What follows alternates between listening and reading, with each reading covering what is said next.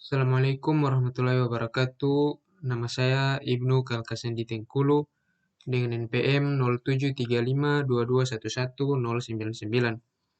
Di sini saya akan mempresentasikan hasil laporan praktikum algoritma dan struktur data. Langsung saja, yang pertama saya akan menjelaskan apa itu algoritma. Algoritma merupakan langkah-langkah atau urutan yang disusun secara sistematis dan logis untuk proses penyelesaian suatu masalah. Struktur dasar algoritma ada tiga, yaitu sequence, yaitu algoritma yang urutan prosedurnya dilaksanakan secara teratur sesuai urutan. Yang kedua, looping, struktur algoritma yang dijalankan secara berulang-ulangan dengan syarat dan kondisi tertentu. Dan yang ketiga yaitu kondisional, yaitu di mana algoritma yang menjalankan instruksi selanjutnya apabila syarat yang ditetapkan sudah terpenuhi. Cara penyajian algoritma. Yang pertama yaitu deskriptif, yaitu menulis instruksi-instruksi penjalanan suatu algoritma menggunakan kalimat penjelas. Yang kedua, flowchart dengan bentuk diagram dan disusun secara berurutan. Yang ketiga, pseudocode, yang dimana bahasanya hampir sama menyerupai bahasa pemrograman. Pengertian struktur data. Struktur data ialah proses pengaturan dan penyimpanan data agar mempermudah pengaksesan kembali data tersebut. Tipe data terbagi atas tiga, yaitu tipe data dasar, yaitu tipe data yang tersedia langsung di dalam program. Yang kedua, tipe data bentukan, merupakan tipe data yang tersedia langsung di dalam program. Dan yang ketiga, tipe data abstrak, merupakan sebuah tipe data bentukan dari model matematika dari objek data yang menyempurnakan tipe data dengan cara mengaitkannya dengan fungsi-fungsi yang berjalan di dalam data yang bersangkutan. Bahasa pemrograman C++.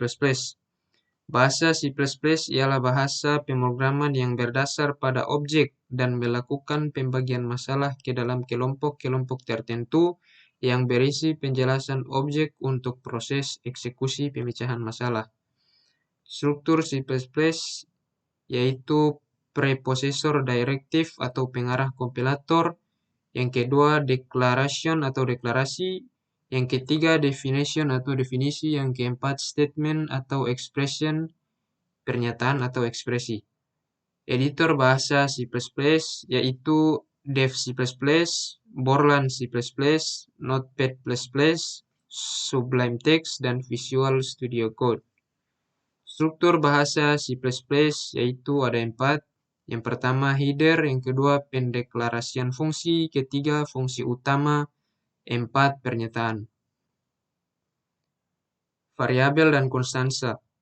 Variabel adalah suatu memori yang dialokasikan dengan nama tertentu dan hanya bisa menampung data sesuai dengan tipe yang ditentukan.